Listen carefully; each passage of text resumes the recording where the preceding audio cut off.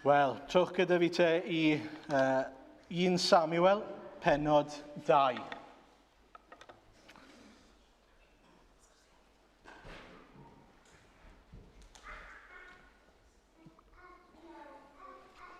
A hefyd, dyn ni'n mynd i ddarllen adnod 22 i 36. 22 i 36.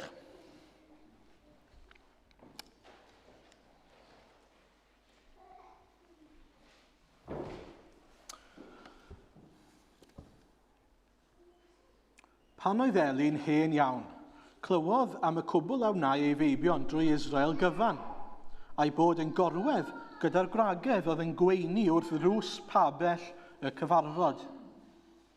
Dywedodd wrthynt, pam y gwnewch bethau fel hyn? Rwy'n clywed gair drwg amdanoch gan y bobl yma i gyd. Na'n wir fy meibion, nid da yw'r hanes y clywaf bobl ddew yn ei ledeini. Os yw un yn pechu yn erbyn rhywun arall, y mae Duw yn ganolwr, ond os pecha rhywun yn erbyn yr arglwydd, at bwy y gellir apelio. Ond gwrthod gwrando ar ei tad a wneithant, oherwydd ewyllus yr arglwydd oedd ei lladd. Ac yr oedd y bachgen Samuel yn dal i gynyddu ac ennill ffafr gyda Duw a'r bobl. Daeth gŵr Duw at Eli a dweud wrtho, fel hyn y dywed yr arglwydd. O'n i'n datguddiais fy hun i'th dylwyth pan oeddent yn yr aifft yn geithion yn hi pharo. Fe dewisais o holl lwythau Israel i fod yn offeiriaidd i mi, i offrymu ar fy allor a llosgi arogl dartha, gwisgo effod o'n blaen, a rhoddais i'th dylwyth holl offrymau llosg yr Israeliaid. Pam yr ydych yn llygadu fy aberth a chwennych fy offrwm o'r chmynais, ac anrhydeddu dy feibion yn fwy na mi. Ach pesgych hunain ar gorau o holl offrymau fy mhobol Israel. Am hynny, medda'r arglwydd Dduw Israel. Yn wir i mi ddweud y cael dylinach ath deulu wasanaethu ger fy mron am beth. Yn nawr medda'r arglwydd, pell y bo hynny oddi wrthyf, oherwydd y rhai sy'n fy hanrhydeddu a anrhydeddaf a di-ystyrir fy nirmygwyr. Mae'r dyddiau ar ddod y toraf i ffwrdd dy nerth di a nerth dy dylwyth, rhag bod un hynafgwr yn dy di. Yna, yn dy gyfyndra, byddai'n llygadu holl lwyddiant Israel, ond ni fydd henwr yn dy di byth. Bydd unrhyw un o'r eiddot na fyddaf yn ei dorri i ffwrdd oddi wrth fallor yn boen llygad ac yn ofid calon i ti, a bydd holl blant dy deulu yn dihoeni a marw. Bydd yr hyn a ddigwydd i ddau fab Hofni a Ffines yn argoel i ti. Bydd farw'r ddau yr un dyrnod. Sefydlaf i mi fy hun o ffeiriad ffyddlon a weithreda yn ôl fy nghalon a meddwl. Adeilada fydd o di sicr a bydd yn gwasanaethu ger bron feneiniog yn wastadol. A bydd pob un a dewyr yn dy di yn dod i foes omgrymu iddo am ddarn arian neu dorth o fara a dweud rhoi mi unrhyw swydd dan yn yr offeiriadaeth i mi gael tamaid o fara. Amen. Iawn, wel, i'ch atgoffa chi, neu os ydych chi ddim yma wythnos diwetha, wnaethon ni edrych ar 3 pheth, os chi'n cofio, gweddi, gwrthryfel a gofal Duw. Gweddi, gwrthryfel a gofal Duw. A gweld yr contrast yma, y gwahaniaeth mawr yma, rhwng Hannah a Samuel ar un ochr oedd yn cydnabod Duw ac yn gwasanaethu Duw ac yn caru Duw fel y dylen nhw, ac yna Eli nawr a'i feibion yn benodol oedd ddim yn cydnabod Duw, adnod 12 yn ymhenod 2, ddim yn cydnabod Duw o gwbl, yn pechu'n fawr yng ngolwg Duw, yn poeni am ei hunan ac am y cnawd, a ddim yn poeni o gwbl, ddim yn ystyried Duw a beth sy'n deilwng i Dduw. Mae hwnna'n bwysig. Ystyried be mae Duw yn deilwng ohono fe, yna ni ddod nôl at hynny mewn munud. A nes i orffen trwyddetha, os chi'n cofio trwy ddweud fod Duw yn gofalu. Mae o'n gofalu fod Samuel yn dod nawr yn broffwyd yn Israel, a felly mae'n gofalu dros ei bobl, ond mae e hefyd yn gofalu y bydd y rhai pechadurus yn cael ei barnu. A dyna be ni'n gweld heddi.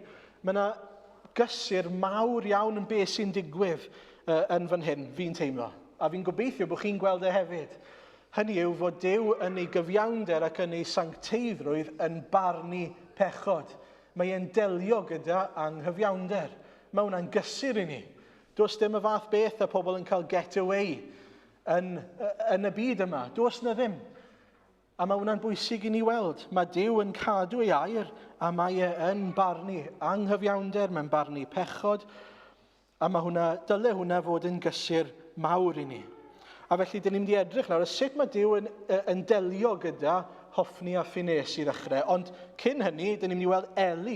Beth mae Eli'n dweud? Edrychwch ar adnod 22 i 26 te. Pan oedd Eli'n hen iawn, clywodd am y cwbl a wna'i ei feibion trwy Israel gyfan, mae'n dweud, a'i bod yn gorwedd gyda'r gwragedd oedd yn gweini wrth ddrws pabell y cyfarfod. Dywedodd wrthynt, pam y gwnewch bethau fel hyn? Rwy'n clywed gair drwg amdanoch gan y bobl yma i gyd. Na'n wir fy meibion. Nid da yw'r hanes y clywaf bobl Duw yn ei ledeini. Os yw un yn pechu yn erbyn rhywun arall, a mae Duw yn gynolwr. Ond os pecha rhywun yn erbyn yr arglwydd, at bwy y gellir apelio.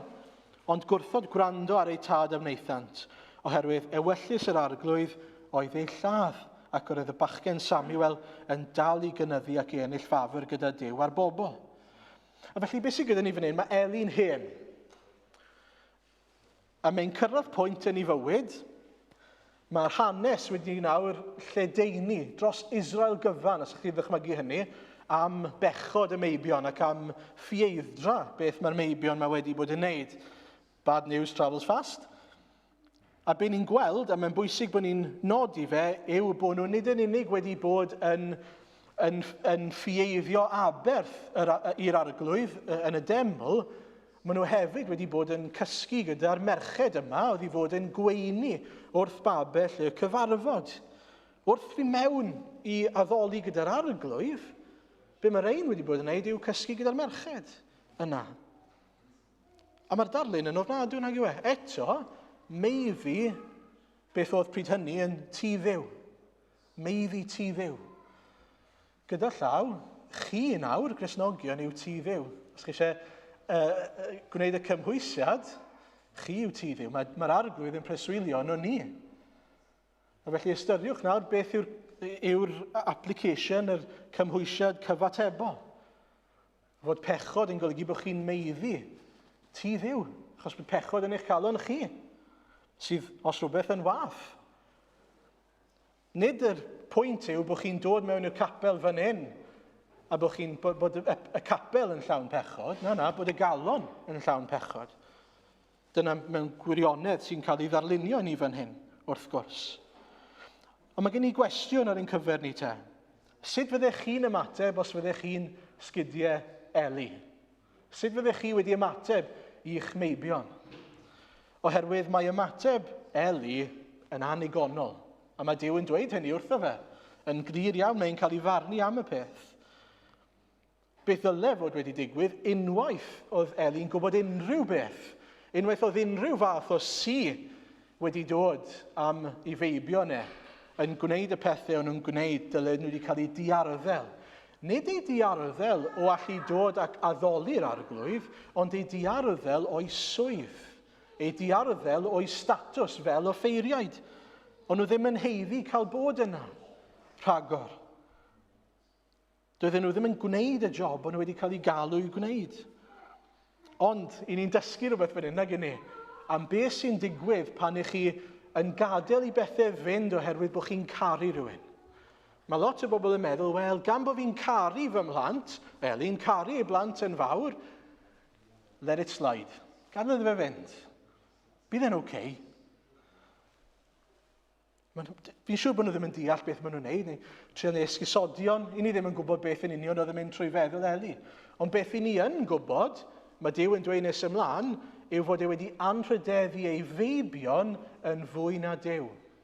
Hwna'r broblem, bod e wedi anrhydeddu ei feibion yn fwy na Duw. Chi'n gweld mae Duw a'i sancteiddrwydd a'i safon yn gorfod dod yn gyntaf. Dyma beth mae'n golygu i ddweud fod yr arglwydd yn arglwydd ar ein bywydau ni. Fe sy'n ben, ac felly ei airau yw'r awdurdod yn ein bywydau ni. Mae rhaid i bob peth arall fod o dan y gair. o dan safonau a sancteiddrwydd Duw. Mae mor bwysig bod ni'n dod i ddeall yn ein bywydau ni. Chi'n gweld, nid job Eli oedd defnyddio'i statws i roi getaway i'w blant. I job oedd i anrhydeddu'r arglwydd. A trwy feddwl fod e'n caru'r arglwydd ac yn caru ei blant, doedd e mewn gwirionedd ddim yn caru ei feibion fel y dylai fe. Nawr, meddyliwch am hyn. Beth oedd y peth gorau gallai Eli fod wedi gwneud i'w feibion? Dangos iddyn nhw mor ddifrifol i'w eu pechod nhw. Dyna peth gorau gallai Eli wedi gwneud fan hyn. Peth gorau yn y byd i chi ddangos i'ch plant chi, os yw nhw'n byw yn eu pechod nhw, yw dangos iddyn nhw, chi'n mynd y ffordd rong. Mae rhaid chi ddeall mor ddifrifol yw hynny. Mor ddifrifol yw goblygiadau, byw ar wahân i Dduw. A dilyn y cnawd a dilyn y byd yn hytrach na dilyn Crist. A mae rhaid i ni wynebu reality, yn enwedig os ych chi'n rhiant, un o'r pethau mwyaf, y temptasiynau mwyaf i ni, yw i allu falle gweld y pechod, ond ddim fod eisiau delio gyda fe. Ddim fod eisiau cydnabod y pechod yna. Mae Meibion Eli, erbyn y pwynt yma, wedi crwydro mor bell i ffwrdd, bod wedi cyrraedd y pwynt sy'n cael ei nodi yn adnod 25. A mae hwnna'n rhywbeth dyle sefyll mas i ni. Mae'n dweud wrthyn ni, ond gwrthod gwrando ar ei tad a wnaethant, oherwydd ewyllus yr arglwydd oedd ei lladd. Nawr, mae'n bwysig nodi fyna, dyw e ddim yn dweud fod Duw wedi ewyllysio ei lladd o'r dechrau, ond erbyn y pwynt yma, dyma ewyllus yr arglwydd. Hynny yw, mae e wedi mynd yn rhy hwyr. Maen nhw wedi cael, a falle bod yr darn yn Rhufeiniaid yn commentary bach perffaith i ni fan hyn, o beth sy'n digwydd yn y darn yma. Beth mae Duw wedi gwneud? Edrychwch ar adnod 18 ymlaen yn Rhufeiniaid 1. Y mae digofant Duw yn cael ei ddatguddio o'r nef yn erbyn holl anifioldeb ac anghyfiawnder pobl sydd trwy eu hanghyfiawnder yn atal y gwirionedd. Oherwydd y mae'r hyn y gellir ei wybod am ddim, Dduw yn amlwg iddynt, a Duw sydd wedi ei ymlygu iddynt. Yn wir, pan griodd Duw y byd, y mae ei briodoleddau anweledig ef, ei dragwyddol allu a'i ddiwdod i'w gweld yn eglur gan y deall yn y pethau a griodd. Am hynny, maent yn ddiesgus. Na i pos fyna. Mae hoffni a ffines, os yw unrhyw un yn ddiesgus, mae hoffni a ffines yn ddiesgus. Oherwydd maen nhw'n gweithio ac i fod gwasanaethu yn y deml, ym mhresenoldeb yr arglwydd, ddydd a nos. 21 ymlaen, oherwydd iddynt wybod am Dduw, nid ydym wedi rhoi gogoniant na diolch iddo fel Duw, ond yn hytrach wedi troi ei meddyliau at bethau cwbl ofer, ac y mae wedi mynd yn dywyllwch arnynt yn ei calon di-ddeall. Honni bod yn ddoeth, y mae wedi ei gwneud ei hunain yn ffyliaid, y maent wedi ffeirio neu swopio gogoniant yr anfarwol Dduw am ddelw ar lun dyn marwol, neu adar, neu anifeiliaid, neu ymddysgiaid. Am hynny, y mae Duw wedi ei traddodi trwy chwantau ei calonnau i gael thywed a flendid, i'w cyrff gael ei amarchu ganddynt hwy ei hunain. Y maent wedi ffeirio neu swopio gwirionedd Duw am anwiredd ac addoli a gwasanaethu'r hyn a grewyd yn lle'r creawdwr. Dyna'n union beth sydd wedi digwydd gyda hoffni a ffines. Yn union beth sydd wedi digwydd. Maen nhw wedi swopo, gallu cydnabod a gogoneddu, rhoi clod a gogoniant i'r arglwydd, ac yn lle, maen nhw'n addoli y greadigaeth. Maen nhw'n addoli y cig sydd yn dod, neu ar eu pryd nhw, ac yn dod yn ddyniadol iddyn nhw, a'r merched yma sydd yn bodloni eu cyrff nhw. A gobeithio bod ni'n gallu gweld rhyw fath o ecos o hynny yn ein byd ni. Bod ni'n gweld rhywbeth tebyg fod pobl yn chwennuch y pethau yna. Y pethau sydd wedi cael eu creu yn hytrach na'r creawdwr. A be mae'n dweud wrthyn ni adnod 26, felly y mae Duw wedi ei traddodi i nwydau gwarthus. Yn Saesneg, given over, wedi cael ei trosglwyddo drosto fel petai, yw pechod nhw. A dyna'r pwynt mae wedi cyrraedd fan hyn. Fi wedi sôn o blaen am Pharo. Be sy'n digwydd gyda Pharo? Mae e'n caledu ei galon, nes yn y pen draw mae pwynt yn dod lle mae Duw yn dweud digon, a mae Duw yn caledu ei galon a dos na ddim troi nôl o hynny. Mae e'n galed am byth. A beth yn dangos i ni fyna ac yn dysgu ni yw fod na bwynt yn dod y mywydau pob un sy'n gwrthryfelu yn erbyn yr arglwydd lle mae Duw yn dweud digon. Dyna ni, dim mwy. Mae drws trigaredd ar agor, ond mae e'n mynd i gau. A mae'n dweud yn glir yn Eseia 55, ceisiwch yr arglwydd tra gellir ei gael, galwch arno tra mae'n agos. Nawr, y temptasiwn yw i feddwl, yn enwedig chi bobl ifanc, gwrandewch ar hyn, chi'n meddwl, mae digon amser gen i. Mae digon amser gen i. Peidiwch â meddwl bod chi'n garantid o fori, felly bod chi'n meddwl, wel, fi eisiau cael yr hwyl fi moyn cael nawr. Unwaith bydd yn y coleg, bydd mam a dad ddim yn gallu dweithio beth i neu ragor, allai fynd, allai neu beth i fi moyn, allai gael yr hwyl fi moyn i gyd, a wedyn falle, fi'n cofio beth oedd Aaron a mam a dad yn dweud wrtho i, a mae'n siŵr bod yna rhywbeth ynddo fe, falle pan fi'n 25, falle pan fi'n 30, bydde eisiau'r plant i fynd i'r ysgol Sul a bydde eisiau'r pethau na ar eu cyfer nhw a ddoi nôl. Dyma mae'n dweud wrthyn ni'n Iago 4, adnod 13.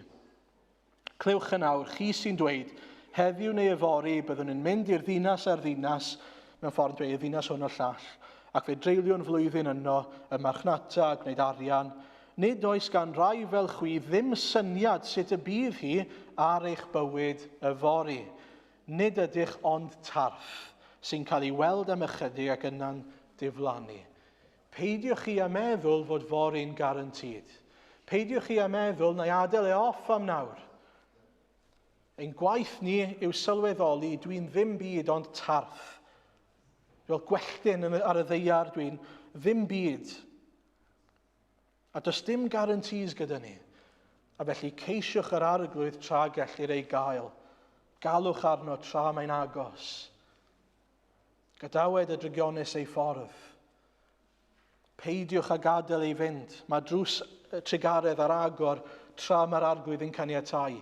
A beth sy'n bwysig gweld fyna yw fod yr arglwydd ddim yn rhoi dyddiad i ni. Dyw e ddim yn dweud wrthyn ni, wel, fi'n mynd i roi 20 mlynedd i chi, fi'n mynd i roi 30. Dyw e ddim yn dweud, yw e?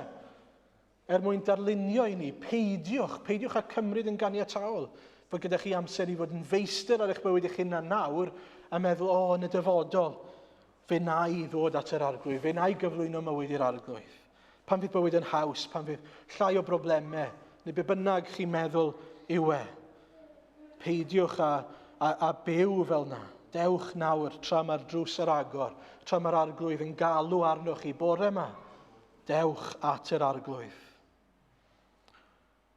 Nawr, mae'n rhy hwyr i hoffni a ffinis, a dyn ni'n gweld hynny yn glir bod yr arglwydd wedi ewyllysio nawr i bod nhw'n marw oherwydd eu pechod nhw. A mae rhaid i fi nodi fyna, mae'r arglwydd yn dangos rhywbeth o'i sancteiddrwydd i ni fan hyn, o'i lendid e. Yn ein dydd ni, fi'n credu bod ni'n gallu bod chydig bach yn flippant am sancteiddrwydd yr arglwydd. Glendid yr arglwydd.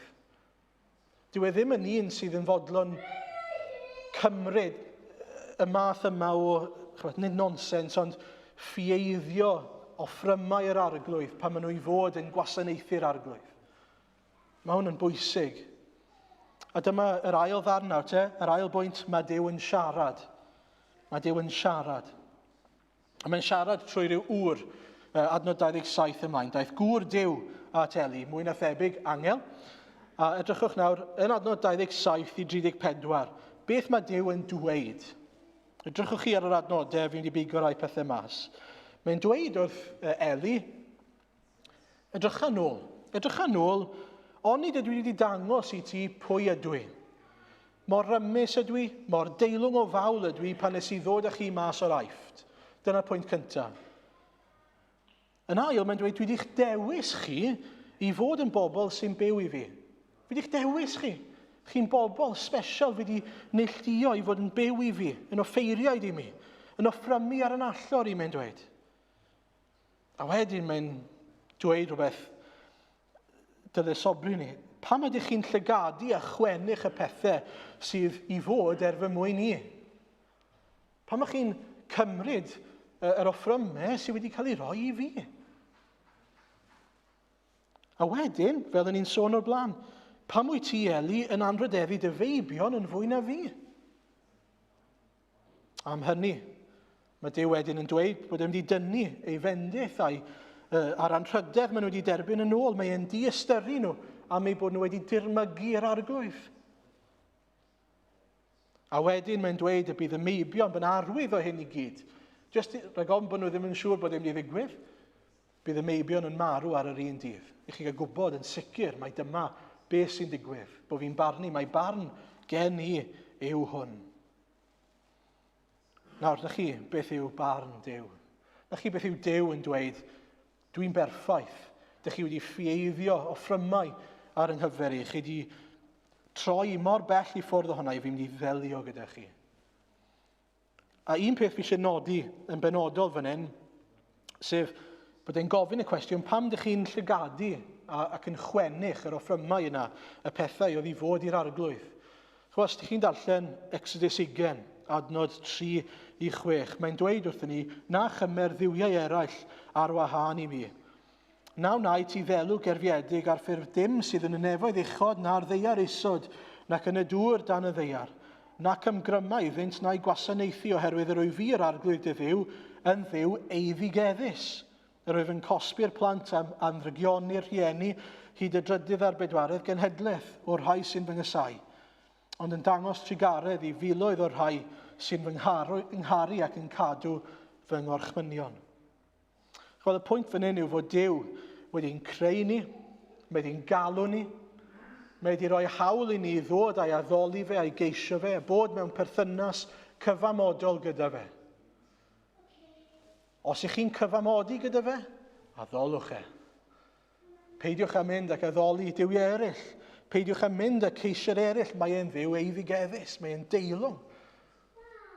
A nawr cofiwch, mae e'n siarad gyda pobl cyfamodol fan hyn, o fewn cyfamod Israel. A felly, mae'r un peth i ni heddi fel eglwys. Os ych chi wedi cyfamodi i ddilyn yr arglwydd, dilynwch yr arglwydd. Dim Duw arall, ond yr arglwydd.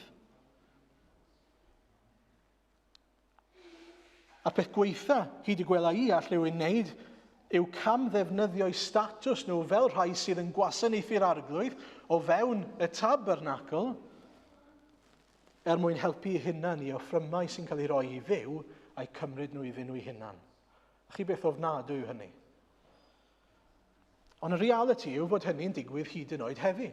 Fod yna bobl mewn eglwysi sydd yn dweud, gwnewch hyn a llall ag arall, a'r mae'r pethau maen nhw'n dweud wrth i pobl nhw i defaid nhw o dan i gofal nhw i wneud yn bethau mwyn i bwydo nhw, nid mwyn dod â clod i'r arglwydd. Ond mae dau gysur i ni. Y cysur cyntaf yw, does dim byd yn newydd. Mae hyn wedi bod yn digwydd ers y dechrau, fod pobl yn edrych ar ôl eu hunan ac yn meddwl am eu hunan yn hytrach ac yn meddwl am Dduw ac yn cydnabod Duw. Ond y cysur mwyaf yw fod Duw yn mynd i ddod â hwnna i ben ac yn mynd i farnu y bobl yna. Mae eisiau gweddio yn erbyn y peth, ond hefyd cofio, mae y cysur i ni yw gwybod fydd hwnna ddim yn para. Chi'n gweld gyda Hoffni a Phineas, beth oedd yn ei cymell nhw? Beth oedd ei motivation nhw? Fi. Y cnawd. Pam bod nhw'n chwennych y bwyd gorau yn yr offrwm? Achos bod eu llyged a'i calonau nhw ar yr offrwm, nid ar Dduw. Chi'n gweld y pwynt? Pam bod nhw'n llygadu y merched a nid pabell y cyfarfod, oedd rhaid tu ôl y merched. Mae llyged nhw ar bethau cnawdol yn lle pethau yr arglwydd. A mae hwnna'n gorfodi ni ofyn y cwestiwn, lle mae'n llyged ni? Lle mae llyged ein calon ni y bore yma? Wrth y modd â ail Corinthiaid 5, adnod 14 ac 15, lle mae Paul yn dweud oherwydd y mae cariad Crist yn ein gorfodi ni, yn ein cymell ni. Christ's love compels us yn Saesneg. A ninnau wedi ein hargyhoeddi o hyn, i un farw dros bawb ac felly i bawb farw. A bu farw dros bawb mwyn i'r byw beidio a byw iddynt ei hunain mwyach, ond i'r un a fi farw drostynt ac a gyfodwyd. Mae'r arglwydd Iesu wedi'n rhyddhau ni, wedi marw, mwyn i ni gael byw nid i'n hunan mwyach, ond i'r arglwydd. Byw i'r arglwydd. Mwyn byw i'r arglwydd, mae'n rhaid fod ein golygon ni, ein calonau ni ar yr arglwydd. Bod ni'n meddwl bod popeth trwy'r amser wedi ei gyfeirio at yr arglwydd. Ydyn ni'n cael ein cymell gan gariad. Chi'n gweld cariad Crist sydd yn ein cymell ni. Yr efengil sy'n gwneud hynny. Dim ond yr efengil sy'n gallu gwneud hynny. Ein cymell ni nawr i fyw bywyd i'r arglwydd. A felly mae rhaid bod ni'n byw bywyd efengil ganolog, ond gyda golwg cywir ar hynny. Hynny yw, dyn ni ddim yn dweud, mae'r arglwydd wedi'n achub i, felly sim ots sut fi'n byw. Na, mae'r arglwydd wedi'n achub i, mwyn i fi gael byw iddo fe. Mwyn i fi gael byw bywyd sanctaidd. Mwyn i fi gael byw bywyd neilltuol. A dyna sy'n mor hyfryd am gael byw i'r arglwydd, yw fod e'n fywyd gwell, i fod e'n fywyd o fod mewn undod gyda'r arglwydd a heddwch gyda'r arglwydd. Nawr ei fod e wedi dangos i ni y trigaredd yna trwy Iesu Grist. Felly gai ofyn, ydy cariad Crist yn eich cymell chi bore yma? Ydy'n llyged ni, yn calonau ni ar yr arglwydd, neu ar yr pethau, ar yr offrymau, ar y menwod? Beth bynnag yw'r pethau yna sy'n demtasiwn i chi, di'ch golygon chi arnyn nhw, neu ar yr arglwydd. Ac yn ola te, ac yn gloi bore yma. Mae'r dyfodol yn sicr. Nawr edrychwch chi, ddim yn gorffen gyda dweud beth mae wedi dweud yn barnu Hoffni a Phineas. Adnod 34 a 36, mae hwn yn bwysig. Mae'n dweud, bydd hyn yn digwydd i ddau fab, Hoffni a Phineas, yn argoel i ti, bydd farw'r ddau yr un diwrnod. A wedyn mae'n dweud, sefydla fi mi fy hun o ffeiriad ffyddlon a weithredau yn ôl fy nghalon a meddwl. Adeiladau fydd o di sicr a bydd yn gwasanaethu ger bron feneiniog yn wastadol. A bydd pob un a dewir dy di yn dod i foes ymgrymu iddo am ddarnarian neu dorthofara a dweud rhoi mi unrhyw swydd yn yr offeriadaeth i mi gael tamaid o fara. Dod nôl yn began mewn geiriau eraill. A fi wrth y modd gyda'r darlun fan hyn a ddewyd mae Duw yn rhoi. Chi'n gweld, dyw e ddim yn cosbi Israel am bechod Hoffni a Phineas. Beth mae'n neud yw delio gyda nhw. Mae'n delio gyda nhw a mae'n dweud, fi'n mynd i ddarparu rhywun gwell ar eich cyfer chi. A mae'n gwneud hynny yn gyntaf, nid trwy Samuel gyda llaw, nid o ffeiriad oedd Samuel yn proffwyd, ond trwy ddyn o'r enw Sadok. A falle bod chi ddim wedi dod ar draws hwn o'r blaen, ond trowch chi un brenhinoedd penod 2.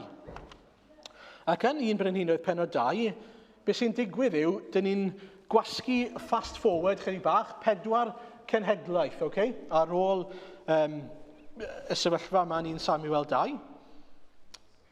Ac yn adnod 26, mae'n dweud wrthyn ni, ac wrth Abiathar, yr archoffeiriad, dywedodd y brenin, dos i anathoth, i throd y hun oherwydd gŵr yn heiddi marw i ti. Ond ni laddaf mohonot y tro hwn am i ti glido arch yr arglwydd Dduw o flaen fy nhad Dafydd, ac am i ti ddioddef gyda'm tad yn ei holl gystuddiau. Yna, diswyddodd Solomon Abiathar o fod yn archoffeiriad i'r arglwydd, mwyn cyflawni gair yr arglwydd a lefarodd yn erbyn tylwyth Eli yn Seilo. Chi anhygoel. 4 cenhedlaeth yn ddiweddarach. Ar ôl Samuel, mae gyda chi Dafydd. Ar ôl Dafydd, mae gyda chi Solomon. A nawr mae Solomon, yn ôl fel mae'r arglwydd yn ei arwain yn dweud, dyna ni, mae'r llinach yn dod i ben fan hyn. Mae'r swyddogaeth yn y teulu'n dod i ben fan hyn. Mwyn cyflawni'r gair yr arglwydd a lefarodd yn erbyn tylwyth Eli yn Seilo. Chi'n gweld, Duw ddim yn un sy'n anghofio ei addewidion. Mae'n gwybod yn union beth sydd angen ar ei bobl, a mae'n ei roi e. Ond mae'n ei roi e yn ei amser ei hun. Falle bydde pobl wedi meddwl, maen nhw wedi cael get away gyda fe. Ond na, 4 cenhedlaeth yn ddiweddarach, mae'r arglwydd yn darparu. A wedyn adnod 35 yn y benod. Gosododd y brenin Benaia fab Jehoiada yn bernaeth y fyddin yn lle Joab, a Sadok yn offeiriad yn lle Abiathar. A felly, os chi'n gallu cael y darlun yn eich pen, mae Abiathar yn yn rhyw fath o great grandson, neu be bynnag bydde fe, neu great grandson, o Hoffni a Phineas, neu o Eli falle. A mae nawr wedi cael ei fiswyddo. Mae'r arglwydd yn cadw ei air. A mae'n ddarlun hyfryd. Ond nid just hynny dyn ni'n gweld fan hyn, wrth gwrs. Oherwydd, oedd Sadok yn ddyn diwiol, ac oedd e yn offeiriad da. Ond oedd e ddim yn gwasanaethu'n wastadol o flan yn einiog Duw. Oedd e ddim yn un oedd wedi gallu bod a meddwl Duw yn gyfan gwbl. Ac wrth gwrs, felly, mae'n ein pwyntio ni hefyd at yr arglwydd Iesu. Mae'n gysgod o'r arglwydd Iesu, yr archoffeiriad cwbl ffyddlon. Yr archoffeiriad mawr sydd a'i weithredoedd yn ôl calon a meddwl ei dad. Yr unig un sy'n gallu dweud fod hwnna'n gwbl wir amdano fe. A mae eisiau ni eto stopo fan hyn am funud a just rhyfeddu o'r dechrau, fel oedd Eilir yn sôn gyda'r plant, o'r dechrau y cynllun oedd darparu archoffeiriad mawr. Oedd e'n gwybod bydde pob un yn yr Hen Testament yn ôl yr hen gyfamod yn anigonol. Oedd e'n gwybod hynny. A felly, eto fel fi wedi sôn o blaen, nid plan B oedd Iesu Grist, dyna oedd y cynllun mawr o'r dechrau. Dyw e ddim bod Duw wedi rhoi'r hen gyfamod a wedi mynd on y fe, wel gobeithio wneud hwn wneud y job, a wedyn mae da wedi plan B os dyw hwnna ddim yn llwyddo. Na. Fe oedd y cynllun o'r dechrau. Mae'r hen gyfamod i ddangos anigonolrwydd pobl fel chi a fi. Dangos ei bod ni'n cwmpo'n fyr. Ond mae e hefyd, wrth i ni edrych ar yr hen gyfamod, yn gwneud i ni ryfeddu fwy ar Iesu Grist. Oherwydd, dim ond Duw ei hun sy'n gallu cyrraedd y safon. Dim ond fe sydd yn berffaith. Dim ond fe yw'r un. Fel fan hyn, a'i weithredoedd yn gyfan gwbl yn ôl calon a meddwl ei dad. Cwbl ffyddlon. Cyflawni'r cyfan sydd ei angen. Perffaith. Cwbl berffaith. Eisiau ni ryfeddu fod yr arglwydd wedi ei drefnu i ddod ac i fyw bywyd cyfan gwbl berffaith o'r dechrau. Ac felly, yn atgoffa ni te. Yn gyntaf, mae pechod yn ddifrifol. Mae pechod yn ddifrifol. Ac os yw e'n parhau, ar rhyw bwynt bydd yr arglwydd yn cau drws trigaredd. Peidiwch ac oedi, dewch nawr. Ac os ych chi wedi dod, dathluwch. Dathluwch eich bod chi wedi cael gras i fynd trwy ddrws trigaredd. Na chi fendith yw bod chi'n gwybod chi wedi profi trigaredd yr arglwydd. Diolchwch iddo fe. Yn ail, mae Duw yn sanctaidd a mae e'n dduw eiddigeddus. Rhowch i'r arglwydd beth mae'r arglwydd yn deilwng ohono. Os ych chi wedi dweud bod chi'n mynd i fyw i'r arglwydd, mae eisiau byw i'r arglwydd. Ac wrth gwrs yma, i ni newydd allan am yr arglwydd Iesu. Mae'r arglwydd yn gwybod bod ni'n anigonol, mae'n gwybod bod ni'n mynd i gwmpo, ond lle mae'ch calon chi? Lle mae'ch llyged chi? Yw e ar yr arglwydd, a wedyn ni'n cwmpo, neu yw e ar y pethau eraill yn barod? Na chi'r gwahaniaeth? Beth mae'ch golygon chi arno? Lle mae'ch calon chi? Beth yw eich cymhelliad chi? Efe cariad Crist sy'n eich cymell chi, neu bodlonrwydd neu llawenydd am y tro trwy'r pethau daearol sydd o'n cwmpas ni? Chwiliwch eich calonau. Ac yn ola, cofiwch, mae'r arglwydd yn cadw ei air. Mae e'n ffyddlon. Mae e'n delio gyda pechod. Mae'n delio, fel mae'n dweud mae'n mynd i ddelio, mae'n darparu Sadok, ond yn fwy na hynny, diolchwch bod e wedi darparu Crist. Darparwch fod e wedi darparu offeiriad mawr sydd yn mynd o'n blaenau ni, sydd yn go-between i ni, yn agor y drws unwaith ac am byth rhwng y tad a ni. Rhowch y clod i gyd iddo fe. Amen.